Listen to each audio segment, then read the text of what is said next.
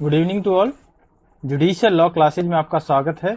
संपत्ति अंतरण की ये सीरीज चल रही है। इसमें आपकी वीडियो नंबर है 7। ठीक है, इसमें हम डिस्कस करेंगे बंधक की परिभाषा और इसके आवश्यक तत्व व प्रकार। ठीक है, मॉर्टेज क्या होता है, इसके एलिमेंट्स एंड टाइप्स। ठीक है, मुख्य बिंदु देख लेते हैं। परिचय। ठीक है, यह बंधक क्या है, 58 से 98 के अंतर्गत संपत्ति अंतरण की जो अधिनियम उसकी धारा 58 से 98 के अंतर्गत दिया गया है। ठीक है, नॉर्मली हम देखें तो बंधक क्या है, बंधक एक प्रकार से किसी व्यक्ति द्वारा अपनी कोई भी संपत्ति उसको दे करके, उसका कोई हित दे करके और उससे कुछ भी उधार लेना, ऋण लेना, एक तरह से बंधक कहलाता है। ठीक है, और ये नॉर्मली हमारे समाज में, भारतीय समाज में काफी देखने को प्रचलन में मिलता है। ठीक है, तो काफी रोजमर्रा का व्यवहारिक संव्यवहार है ये। अब इसकी परिभाषा देख लेते हैं। तो परिभाषा धारा 58 के अंतर्गत इसी दी गई है। क्या कहा है कि बंधक स्थावर संपत्ति में किसी हित का अंतरण है, यानी स्थावर जो संपत्ति होती है उसमें हित का अंतरण है, जो उधार के तौर पर, किसके तौर पर, उधार के तौर पर दिए गए, जो उधार के तौर पर दिया गया, दिए गए उधार के तौर पर या दिए जाने वाले धन के संदाय, या धन जो दिया जाने वाला है उसका संदाय किया जाने वाला है, या वर्तमान या भावी ऋण के संदाय को, वर्तमान या भावी ऋण के संदाय को, या ऐसा वचन जिससे दायित्व पैदा हो, या ऐसा वचन दिया जा रहा है जिससे कोई दायित्व पैदा हो, प्रतिभूत करने के प्रयोजन से है, जिसे हम क्या कहते हैं, बंधक कहते हैं। ठीक है, तो अब अर्थात इसका मतलब है कि उधार लिए जाने वाले धन की अदायगी को, उधार लिए जाने वाले धन की अदायगी को प्रतिभूत करने वाला संव्यवहार बंधक है। यानी जो उधार लिया जाने वाला धन है उसकी अदायगी, कि हम दे देंगे उसको, उसके अदायगी को प्रतिभूत कर देंगे, करने वाला एक संव्यवहार है। ठीक है, वह बंधक कहलाता है। जैसे कि एक उदाहरण देख लेते हैं। देखो, नॉर्मली तो यही है, किसी से ऋण लेना, ऋण के बदले में कोई भी संपत्ति उसके पास रख देना कि भाई मैं आपसे ऋण ले रहा हूं, इतना पैसा ले रहा हूं, जब तक मैं संपत्ति नहीं लौटाऊं तब तक संपत्ति आपके पास रहेगी। ठीक है, बंधक के रूप में। उदाहरण का द्वारा खा से 50,000 रुपये लिए जाते हैं और प्रतिभूत स्वरूप, जो प्रतिभूत स्वरूप वो घर रख देता है कि प्रतिभूत स्वरूप आप मेरा घर रख लो। ठीक है, बंधक, और यही क्या है, बंधक है। ये बंधक का संव्यवहार है।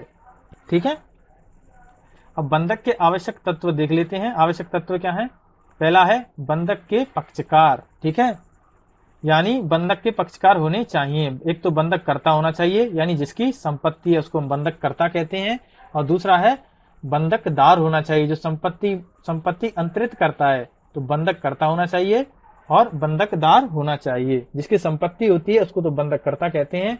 ठीक है, और जो संपत्ति को अंतरित करता है और उसे ऋण प्रदान करता है उसे बंधकदार कहते हैं। और वही चीज है कि ये वयस्क होनी चाहिए, स्वच्छित होनी चाहिए। ठीक है, और बंधक करता जो है उसका, जो वो संपत्ति बंधक कर रहा है उस पे उसका अधिकार होना चाहिए।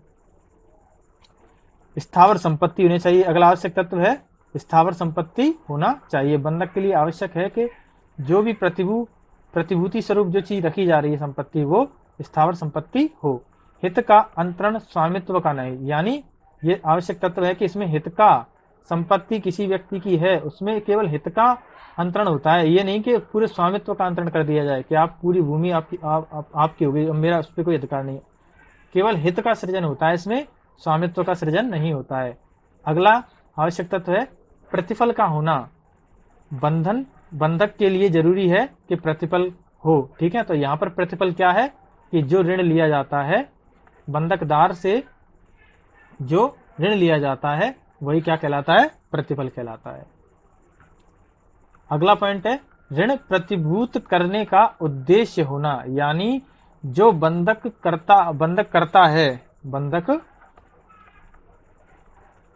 करता है उसका उद्देश्य ये होना चाहिए कि ऋण को भविष्य में संदाय कर देगा। ऐसा नहीं कि आप संपत्ति रख लो, ऋण का वो संदाय करने का उसका कोई उद्देश्य नहीं है, तो ये बंधक के आवश्यक तत्वों के विरुद्ध है। अगला आवश्यक तत्व है बंधक धन। ठीक है, बंधक के लिए आवश्यक है कि बंधक धन होना चाहिए। बंधक में ऋण राशि जो होती है वो बंधक धन कहलाती है और यही प्रतिफल भी है। अगला पॉइंट है बंधक के प्रकार। बंधक के जो प्रकार है उनको डिस्कस कर लेते हैं। तो सबसे पहले आता है साधा बंधक।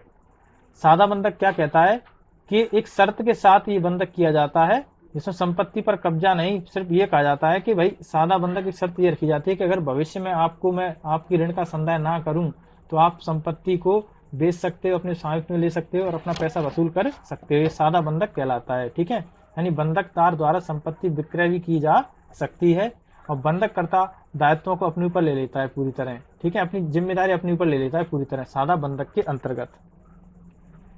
अगला प्रकार है बंधक का सशर्त विक्रय द्वारा बंधक, यानी शर्त के साथ। ठीक है, यानी समय पर संदाय ना करने पर, यानी इसमें क्या है, इसमें ये रहता है कि शर्त के साथ उसका जो बंधक है जो ऋण लिया है उसमें शर्त के साथ बंधक समय के साथ में ही ऋण का संदाय कर दिया जाएगा। ठीक है, अगर धन का संदाय नहीं किया गया तो विक्रय शून्य हो जाएगा। धन संदाय करने पर जो संपत्ति है पुनः बंधनकर्ता के पास लौट जाएगी। बंधनकर्ता यानी जिसने उधार लिया है उसके पास संपत्ति लौट जाएगी अगर वो बंधकदार को उसकी जो ऋण उसने लिया है बंधक के रूप में उसको वापस कर देता है। ठीक है, तो इस शर्त के साथ में समय सीमा निर्धारित की जाती है शर्त के साथ में कि इतने समय के अंतर्गत आपको पैसा वापस करना होगा। भोग बंधक के अंतर्गत मुख्य रूप से यह है कि इसमें जो बंधकदार होता है वो बंधककर्ता की संपत्ति को अपनी तरह यूज में ले लेता है, उसका उपभोग कर सकता है, इसलिए इसको भोग बंधक भी कहते हैं। अंग्रेजी बंधक क्या है? अंग्रेजी बंधक में कोई तिथि नियत कर दी जाती है कि इस नियत तिथि तक आपके पास मेरी संपत्ति प्रतिभूति स्वरूप आपके पास रहेगी। ठीक है, नियत तिथि तक।